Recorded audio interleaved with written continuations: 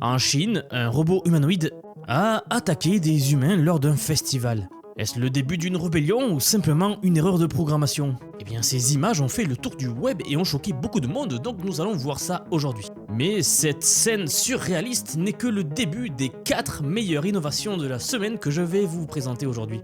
On verra d'abord comment une entreprise de robotique en Chine a également révélé le premier robot humanoïde au monde maîtrisant le front flip, c'est-à-dire un salto avant. Puis ensuite, direction les airs, nous verrons comment les énormes dirigeables Flying Whales pourraient révolutionner le transport mondial en transportant 60 tonnes de marchandises sans route ni aéroport. Oui, les technologies du passé refont surface. Et après avoir vu l'attaque spectaculaire du robot chinois pendant un événement spécial, eh bien direction la recherche en IA, où celle-ci a conçu et découvert des microprocesseurs décrits par les experts comme ayant un design qui semble, et je cite, alien. Ils n'arrivent pas à expliquer pourquoi. Ça ressemble à de l'ingénierie inversée. Aujourd'hui, vous allez être surpris. Si ce n'est pas déjà fait, abonnez-vous, vous ne raterez plus aucun progrès technologique. Ici, on sort souvent ce genre d'actu. Allez, ça suffit pour l'intro, on y va pour les news d'aujourd'hui. Et pour commencer, l'innovation en robotique franchit une nouvelle étape impressionnante. Vous avez été nombreux à vouloir que j'en parle de cette innovation lors d'une vidéo récente que j'ai faite sur les robots Helix de Figure. Et voilà que maintenant, en Chine, la startup Engine AI vient de dévoiler le premier robot humanoïde au monde capable d'exécuter un salto avant. Oui, pas un simple bond, mais un vrai salto en avant, parfaitement maîtrisé. Ce robot s'appelle le PM01, et ce qu'il accomplit, c'est une prouesse technique majeure. Parce que, soyons clairs, faire un salto arrière, c'est déjà un exploit pour un robot, mais faire un salto en avant, eh bien, c'est une toute autre histoire. Le centre de gravité est bien plus difficile à gérer, et l'impulsion doit être millimétrée, ainsi qu'un atterrissage qui demande une stabilité extrême. Dans la vidéo publiée par Engine AI, on le voit prendre de l'élan, se propulser dans les airs et atterrir avec une précision quasi humaine. Oui, ce n'est pas juste une cascade spectaculaire, c'est un bond en avant pour l'agilité des robots humanoïdes. Alors qu'est-ce qui rend cette prouesse-là possible? Déjà, il faut comprendre que le PM01 c'est un robot compact et agile. Il mesure 1,38 m, il pèse 40 kg et possède 24 degrés de liberté, ce qui lui permet donc de bouger de manière extrêmement fluide. Et son moteur, eh bien c'est un monstre. Il a 12 articulations motorisées, ainsi qu'une rotation de la taille possible à 320 degrés, ce qui lui donne, vous l'aurez compris, une souplesse inédite pour ce type de robot. Côté puissance de calcul, il embarque des processeurs de haut vol avec un Nvidia Jetson Orin et un Intel N97. On vient peut-être d'assister là à un aperçu du futur et de ce que seront capables de faire les robots. Des robots capables d'interagir dans notre monde avec une aisance toujours plus naturelle. En fait, Engine AI ne s'arrête pas là. Le robot PM01 est déjà en test dans l'espace public en Chine. Il est utilisé comme un assistant dans les centres touristiques de Shenzhen par exemple. Et je vais être honnête avec vous, on voit ce qui arrive.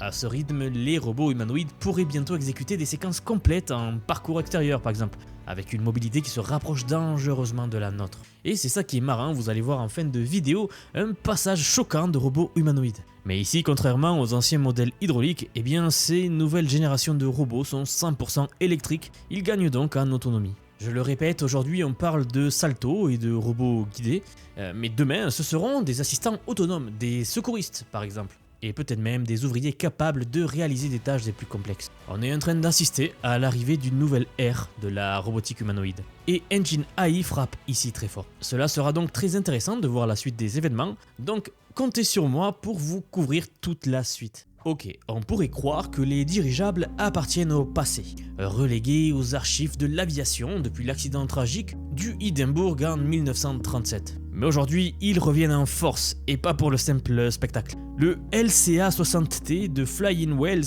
pourrait bien changer le transport de fret aérien à tout jamais. Et vous pourriez me demander, mais pourquoi ? Parce que à l'heure où le transport mondial est sous pression, entre coûts de logistique explosifs et empreintes carbone de plus en plus scrutées, eh bien les dirigeables ont un argument imparable.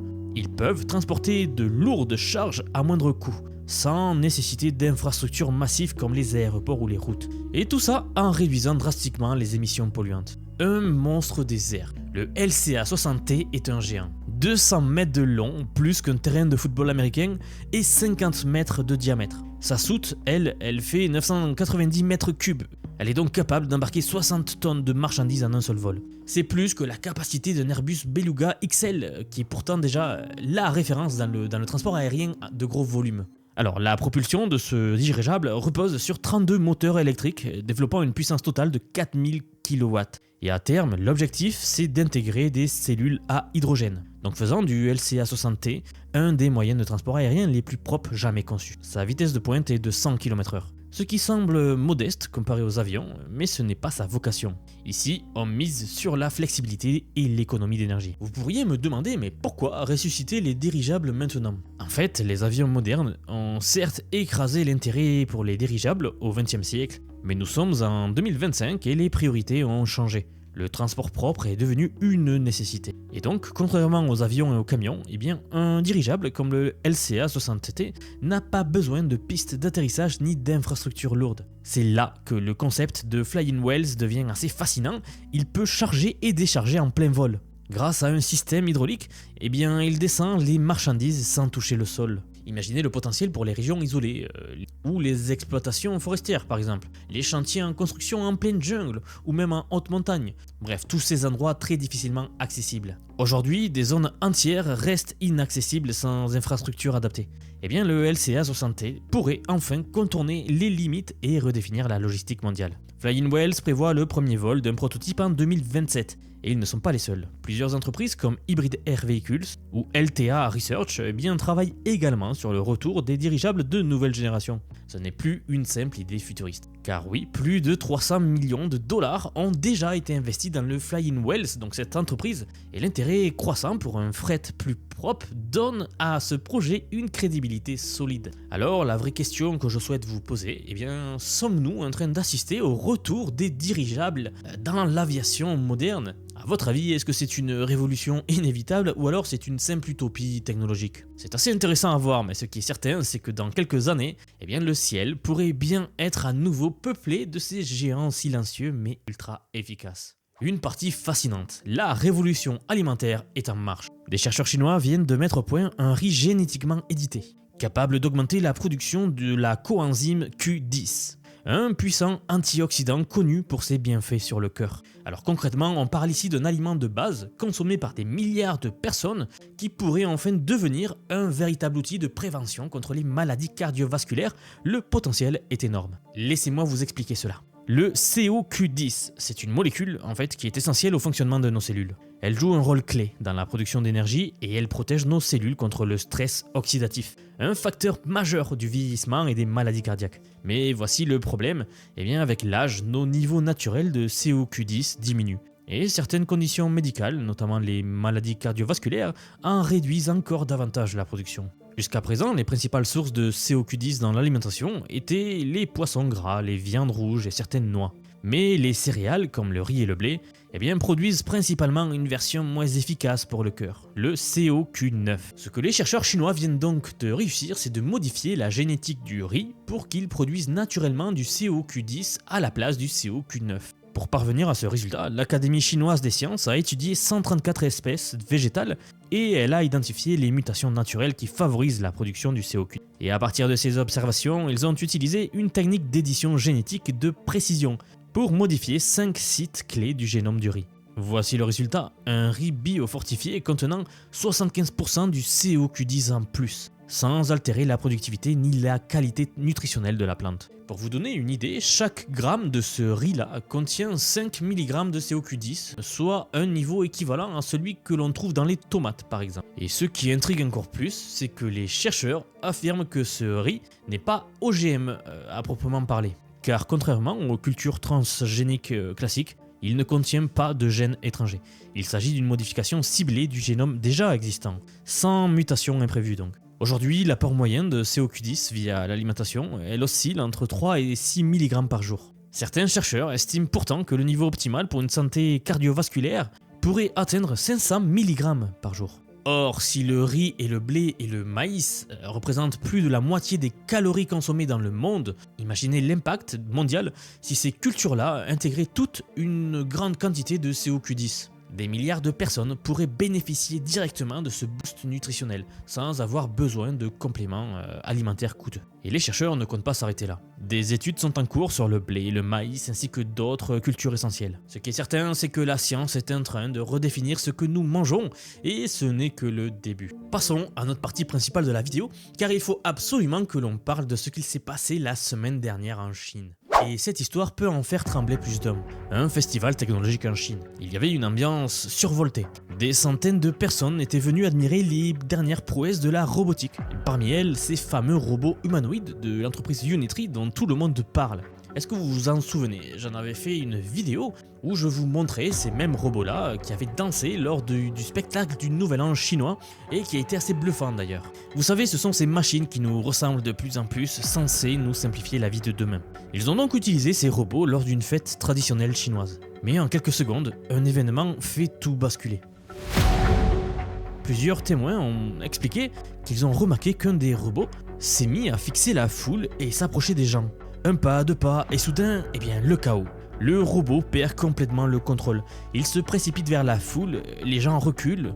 Il y a eu un tout petit instant où personne ne comprend ce qu'il se passe, mais heureusement, un ingénieur bondit et maîtrise la machine avant qu'elle n'atteigne qui que ce soit. Mais les images, elles ont fait le tour du monde en moins de 24 heures. Alors, simple dysfonctionnement ou quelque chose de plus inquiétant? Les réseaux sociaux s'enflamment. Joe Rogan, le podcasteur le plus écouté au monde, partage la vidéo en commentant la chose suivante. Un robot devient agressif avec les spectateurs en Chine. La manière qu'il l'a fait était vraiment humaine, je n'aime pas ça du tout. Et il n'est pas le seul à être troublé. Et ce qui fascine ou terrifie les experts, c'est ce regard juste avant l'incident. Le robot semblait analyser la situation comme s'il réfléchissait avant d'agir. En tout cas d'après les témoins oculaires de la scène. Et pour les témoins, on est loin d'un simple bug informatique. Mais attention, analysons cela de manière pragmatique. Les ingénieurs chinois avancent 3 explications. Écoutez bien, c'est là que ça devient intéressant. La première possibilité, c'est une banale défaillance mécanique. Le robot aurait trébuché sur la barrière et tenté de se rattraper. Mouvement brusque, panique générale, rien de plus. La deuxième piste, c'est un bug dans le code. Une action d'IA imprévisible qui aurait créé cette réaction imprévisible. En gros, on n'aurait pas pu prédire ce qu'allait faire l'IA, des fois ça arrive. Et puis il y a la troisième explication, celle dont personne n'ose vraiment parler, et si notre perception humaine transformait un simple mouvement robotique en menace, et si la vraie question n'était pas les robots vont-ils se rebeller, mais plutôt pourquoi sommes-nous programmés pour avoir peur d'eux? Les chercheurs de l'université de Pennsylvanie ont démontré que des robots peuvent être piratés pour prendre des décisions catastrophiques. Imaginez votre véhicule autonome qui ignore soudainement un feu rouge. Ou pire, un robot médical qui confond ses instructions pendant une opération. En ce moment même, la Chine réévalue tous ses protocoles de sécurité concernant les démonstrations publiques de robots humanoïdes. En fait, les autorités envisagent des réglementations plus drastiques. Et pourquoi maintenant, cela peut interroger. Regardez ce ralenti de la scène. C'est exactement le genre de détail qu'on trouve dans nos films de science-fiction, sauf que cette fois, c'est la réalité.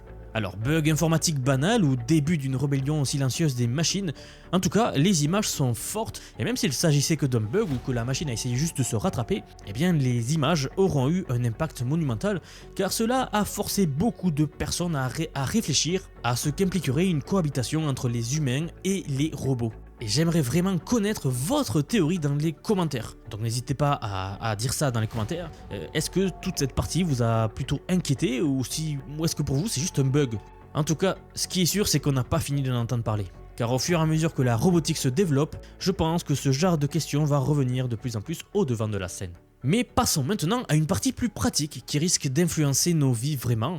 L'IA a encore découvert quelque chose que les chercheurs ne s'expliquent pas. Ok, je vous le disais, des smartphones au système aérien, notre monde moderne repose sur les microchips sans fil, traduit en français par les puces informatiques. Vous savez, les petites puces informatiques que tout appareil électronique possède aujourd'hui. Et ce qu'il vient de se produire pourrait bien tout changer. Une étude publiée dans la très prestigieuse revue scientifique Nature révèle qu'une intelligence artificielle a conçu des puces sans fil, surpassant tout ce que les humains ont créé jusqu'à présent.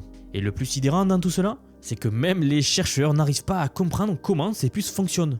L'IA a utilisé une méthode de synthèse inverse. Au lieu de construire étape par étape comme nous, elle part du résultat souhaité et remonte à rebours. On lui demande une puce ultra efficace et elle explore des milliards de configurations possibles jusqu'à trouver la parfaite. Les tests sont formels, ces puces dépassent déjà toutes les versions humaines.